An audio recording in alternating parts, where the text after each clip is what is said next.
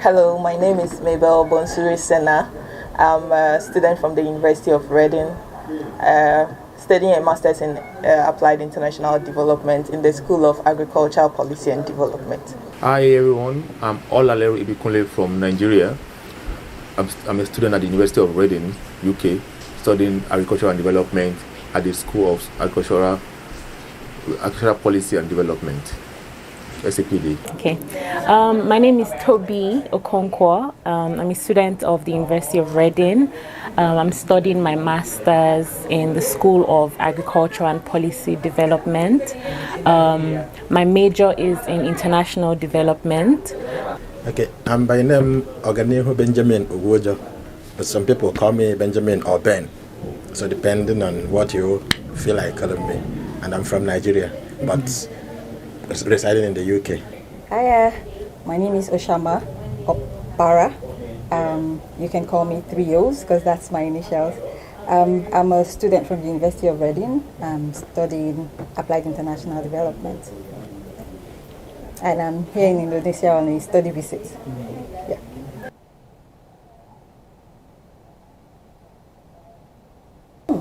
Lots of young people. Because when we walked in, we saw, a lot of young people. There's barely anyone of middle age, so to say. So once you see lots of young people, you know that it's an organization that will be filled with energy.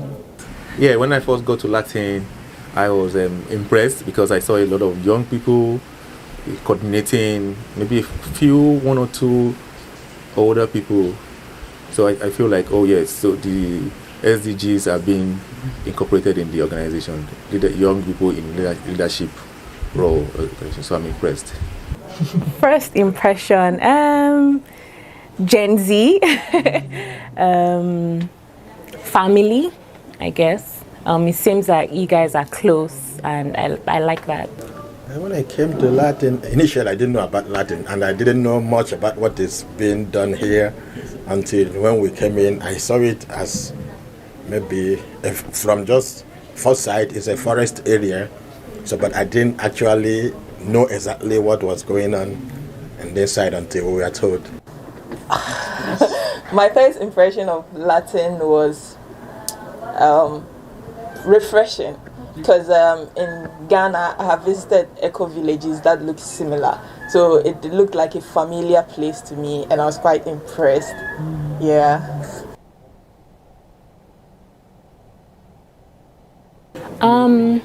In my opinion, sustainability is the preservation of resources. It can be natural resources, it can be assets. That's why I believe sustainability is just the preservation of resources, human resources, physical resources, natural resources. Yeah, sustainability in a short time could mean balancing the needs of the environment, wildlife, and the forest communities. That's the forest communities generate their living from the forest while also conserving the forest and not destroying them for future purposes. A simple definition, sustainability. To me, sustainability would mean achieving a balance, basically. So in whatever project, whatever endeavors anyone wants to embark on, if you take the steps to ensure that there's a balance between all the elements involved, I think that would be sustainability. So sustainability, in terms of the definition, it refers to something that lives beyond this period.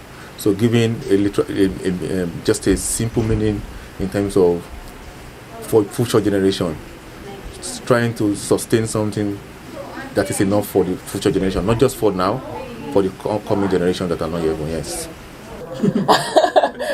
My simple definition of sustainability will be living systems coexisting on the planet Earth.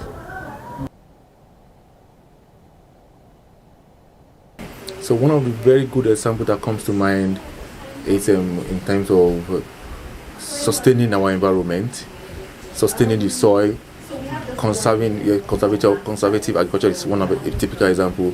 Conserving the soil so it has a longer lifetime for not just the immediate use, but for the future generation to be able to also benefits from this benefits on the soil. One I can think about off the top of my head is the IPB campus.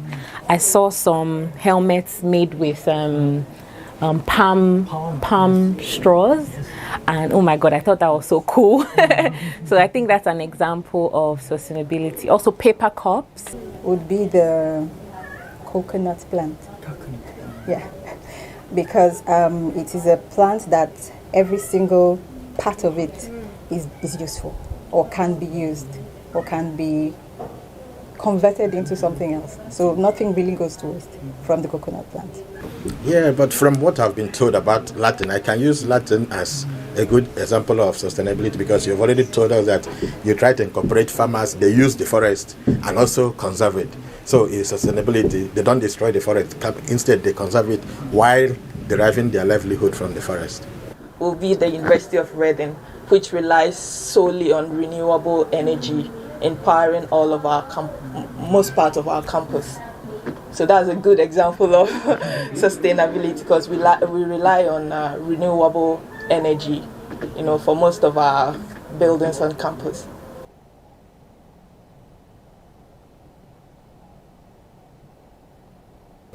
What comes to mind would be a situation where the people, the forest community, are allowed to utilize the forests in ways that are beneficial to them and to the environment closest to them. Yeah, so that is what I understand by forest for people. Firstly, when I hear forest for people, it's forest in terms of maybe more especially for the rural dwellers that stays in being able to achieve their livelihood through this forest. Yeah, forest for people, in my own opinion, would mean the forest is there for the benefit of the people. So the people derive their living from the forest. They can take resources from the forest, but they will be careful not to destroy the forest. So the forest would be there to service the people. Forest for people, I would say sustainability as well of the forest, to make it conducive for humans, animals, etc. But just sustaining the forest. Forest for people will be like preserving or reserving the forest to meet the needs or demands of people. And so, yeah, forest for people. So people preserving the forest, and the forest meeting the needs of people. So forest for people. Yeah, forest for people. Yeah, that's what I think. It's balance, like a balance between forest and the people coexisting. Yeah. Green. Yeah, biodiversity. And so forest is actually the vegetations that serve that economic value to man. Biodiversity and green. Sure, green. But forest could mean an area of plantings, tree plantings. Then with maybe biodiversity, you can find animals, and you can find there maybe wildlife or any other thing there. So that's what I can say in a short word. Just 2 words. 2 words. 2 words. Haven't I said more than 2? That is a tree area with biodiversity. That's what I can say about it. 2 words. Trees. Green.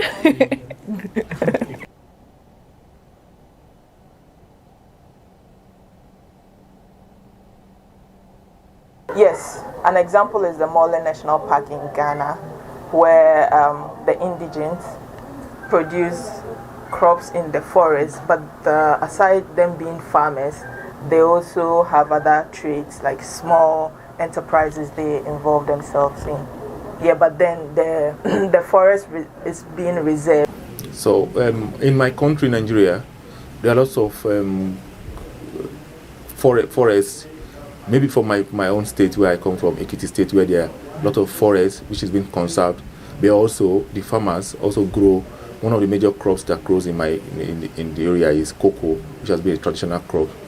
And they still conserve the environment, this community, the forest, while they still cultivate their cocoa in the community, in the forest. Yeah, I've not really had a first-hand experience, but we've read in books, maybe seen on television, and I think from the experiences we've had from Latin now, at least the farmers here, around here, are good examples of that. I can't remember the name of the community that we just watched, but in Africa we don't really, there are a lot of cutting down, and so I'm not really familiar with communities in Africa, but I would say probably communities in Indonesia where you guys are pushing for sustainability. I can't think of any particular community. Yeah. Yes, I have. There's a community in Cross River State in Nigeria, specifically in Boki local government area, where a lot of the forest in that region is still practically untouched. It's still in its natural state, and that's because the communities have come together to preserve that for their own good. Of course, they get their livelihood from the farm in the forest. They get their protein, so they eat meat, animals from the forest. So they've come together to ensure that the portion of the forest is maintained in its natural state and it's not distorted or degraded or allowed for outsiders to come for deforestation. Yeah. So yes, the Boki community does that.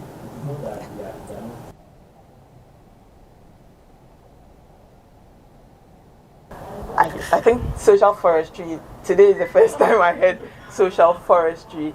So social forestry, there are, in my country, there is one major, there are so many social forest policy that has been advocated, like not discouraging cutting of trees in the conservation, they call it restricted area where you don't cut you don't cut the trees. However, if you have to cut the trees, you need to replace them. Cutting of the trees, which is deforestation, also should be equal to afforestation, which is planting of the new trees to replace the cutting of the trees. Yeah. To be honest, I hadn't heard the term before coming here today, but from the discussion and the videos that we watched earlier in the day, I understand the term to mean community forestry, so more like people coming together to ensure that the forests are utilized in the best way, in a sustainable way that benefits both humans, animals, and the environment, basically. Yeah. So a social forestry practice in my country would be the Boki community that I just mentioned. Yeah, and they have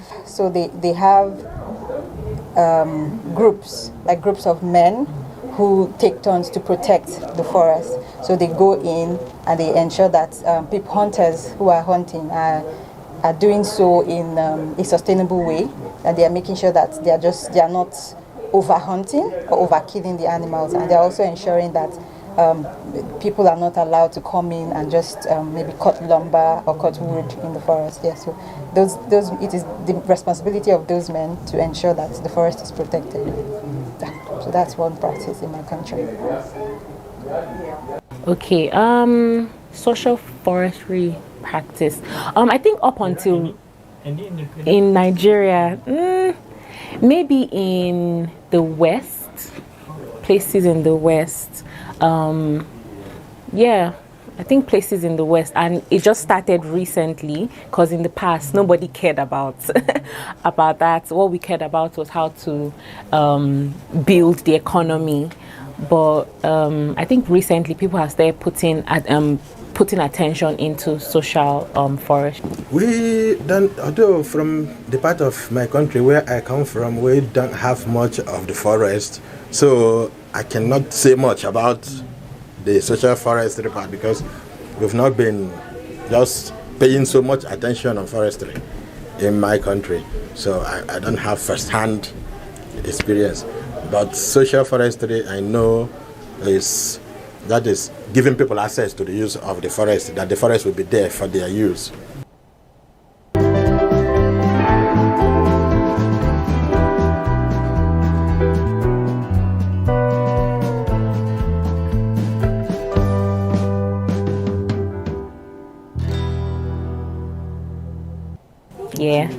Thank you.